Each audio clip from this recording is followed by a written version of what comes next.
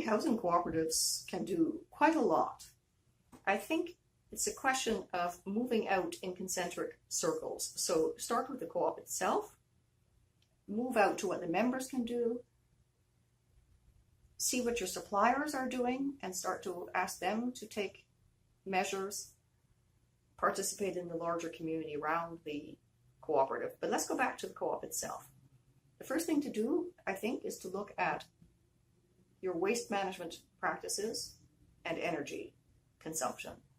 There have been many technological advances. There are many ways to heat buildings, for instance, that consume less energy than we've traditionally consumed, don't require fossil fuels, for instance, so don't contribute more greenhouse gas emissions.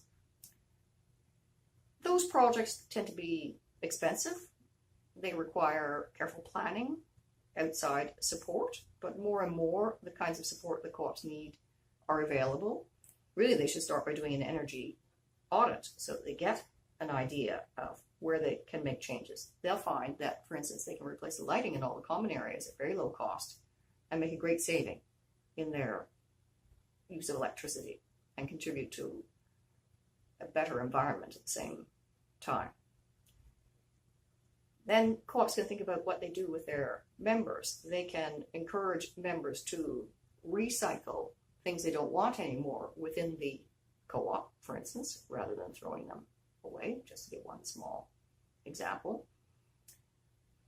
Their suppliers, they can say, okay, we want materials used that can be returned to the supplier when they're worn out so that they can be recycled and reused in the supplier's operations. So you take carpeting, for example. The carpeting in the room I'm sitting in is carpet squares, and these can be, well, they're advantageous in multiple ways, but you can take one out that's damaged and replace it without replacing the entire carpet.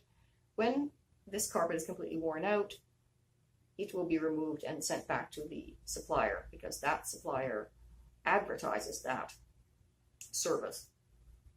It's just one example, but you just keep on going like that, and you can come up with all kinds of ideas. The wonderful thing about when people think about the environment and our problems, they feel overwhelmed. We think about global warming, we think about the state of the oceans, declining biodiversity. It feels like catastrophe on every front, and indeed the situation is very grave.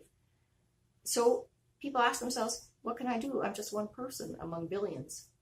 But of course, if every person of the billions did a handful of things, the effect would be huge, right? So the other thing is that the problem can be tackled incrementally.